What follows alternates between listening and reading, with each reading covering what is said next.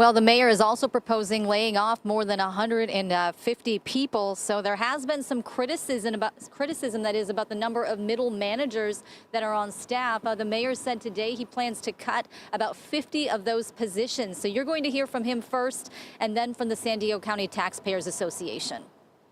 When you look at the data today, we have made substantial reductions in those kinds of positions.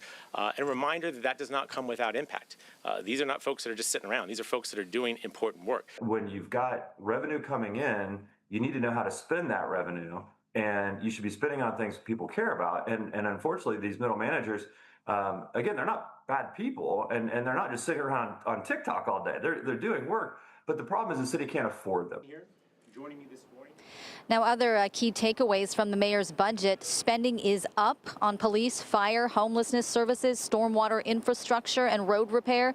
The mayor says these are key things San Diegans have said they want. But on the chopping block, arts and cultural grants and a reduction in hours at both recreation centers and libraries, though it's unclear at this point which ones. Now, I spoke to Bob Lehman, executive director of San Diego Art Matters, this afternoon, and here was his reaction.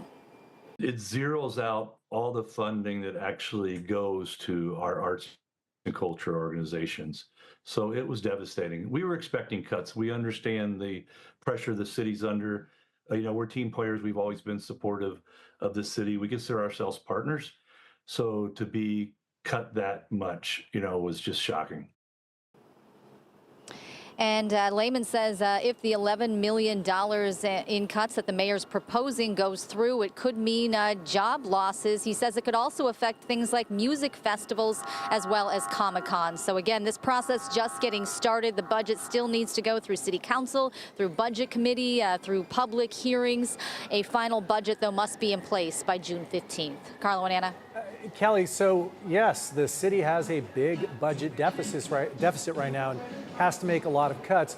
But there are some parts of the revenue stream that aren't so secure. What's going to happen if the fee for trash gets suspended or reversed? What's going to happen if the parking fees that they kept at Balboa Park get reversed? Did the mayor talk about any of that today?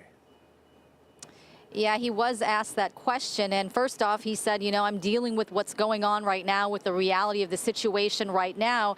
However, he did acknowledge should the revenue be taken away, things could look pretty grim. And he referenced the fact that it potentially could mean cuts in areas that people don't want, such as police and fire. All right, Kelly. I mean, a lot of people, there's a lot of input coming from a lot of people on this. They're not going to like the ways that they have to cut, no matter what they cut. Yeah. All right, Kelly, thank you for that.